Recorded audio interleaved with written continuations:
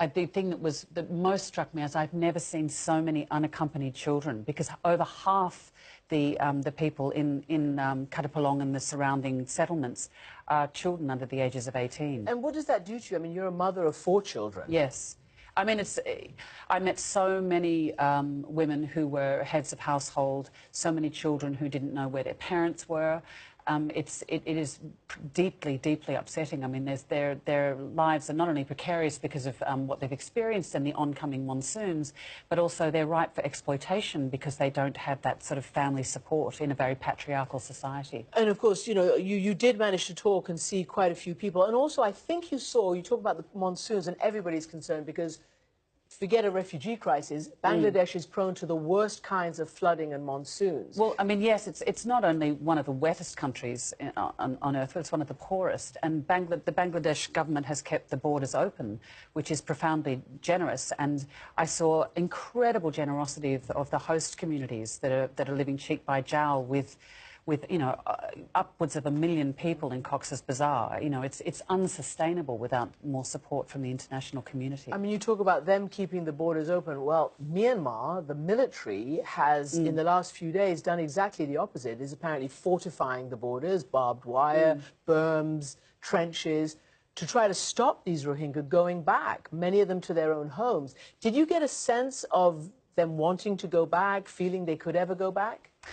Well, I don't think I've ever experienced in my time with UNHCR a level of terror about returning home. Obviously, the Rohingya have been generationally stateless, and since the citizenship law changes in 1982, their situation within Myanmar has become increasingly perilous, and so they've been able to be sustainably educated or have access to medical services. Their movement has been curtailed.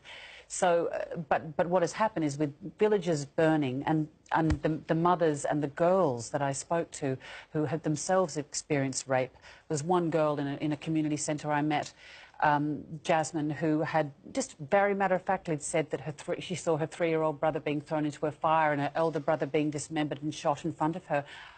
As a mother, I wouldn't want to return back to that. But so, of course, the solution does rely, it takes place in Myanmar, and but the UN needs to be able to get unrestricted access to make sure that those repatriations of the Rohingya people can happen in a humane and dignified way. You know, you went to visit a school. We're going to play a little bit of video. There is still a little humanity and hope left in them. Let's have a look.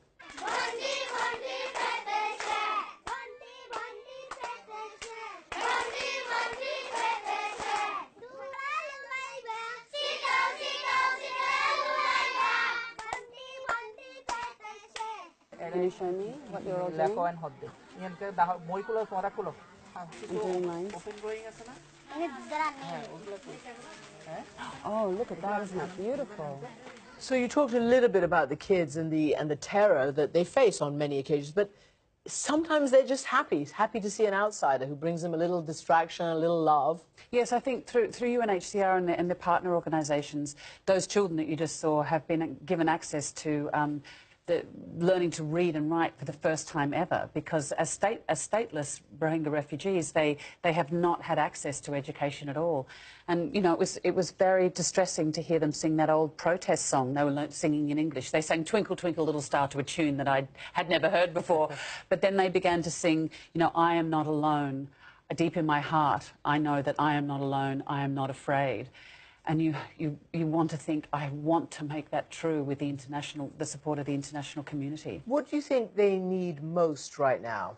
They need incredible support to shore themselves up against the oncoming monsoons. I mean, they've been shown incredible resilience.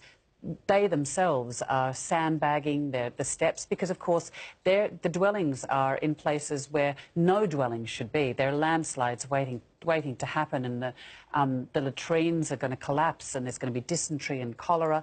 So they need financial support, and the Bangladesh government and the host communities need to be supported by the international community.